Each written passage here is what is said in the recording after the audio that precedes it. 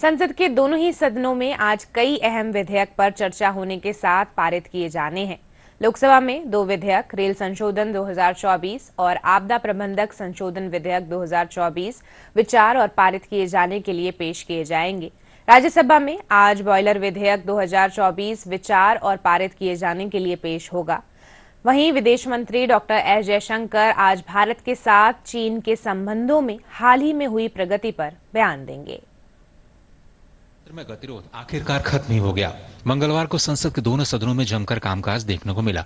दोनों सदनों में प्रश्नकाल पूरा चला और कई अहम सवालों के उत्तर संबंधित मंत्रियों ने दिए। लोकसभा में एक सवाल के जवाब में कृषि मंत्री शिवराज सिंह चौहान ने कहा कि पश्चिम बंगाल सरकार ने पीएम आवास योजना का नाम बदलने का अपराध किया है। केंद्रीय मंत्री ने अपात्रों को भी योजना का लाभ देने का आरोप राज्य की ममता सरकार पर लगाया। पश्चिम बंगाल ने माननीय अध्यक्ष महोदय कामों को छोटा करके कुछ निश्चित लोगों को लाभ पहुंचाने का अपराध पश्चिम बंगाल की सरकार ने। इस योजना के अंतर्गत अपात्रों को पात्र कर दिया गया और पात्रों को अपात्र कर दिया गया। ये प्रमाणित हुआ है, ये सिद्ध हुआ है। ग्रामीण विकास की योजनाओं के नाम बदल दिए, नाम बदला नहीं जा सकता। प्रधानमंत्री आवास योजना का नाम बदल के अपना नाम इन्होंने रखने का अपराध किया है।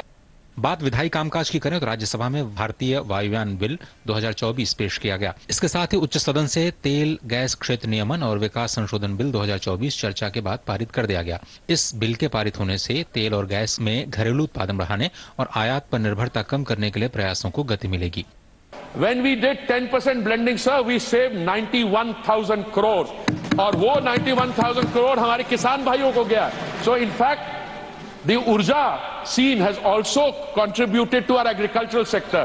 और जब हम 20% ये blending करने जा रहे हैं बहुत जल्दी, this figure will yes, that is a fuel of the future. India green hydrogen will succeed, sir, because India has both the demand, it will have the production, and it will have the consumption. Lok Sabha में दोपहर बाद विधायी कामकाज को लेकर के भी प्रगति देखने को मिली। सदन में बैंककारी विधियां संशोधन बिल को चर्चा के बाद पारित कर दिया गया। For instance, for deposits, option for either successive or simultaneous nominations are available. Whereas for articles kept in safe custody or in safety lockers, only successive nominations will be allowed.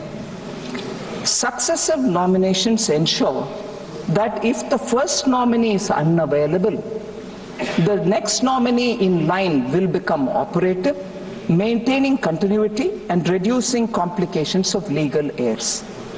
सत्र के दौरान गतिरोध खत्म होने के बाद अब विधायी कामकाज में खूब प्रगति हुई है। प्रश्नकाल भी पूरा चल रहा है। ऐसे में उम्मीद है कि सत्र के बाकी दिनों में भी संसद में खूब कामकाज होगा।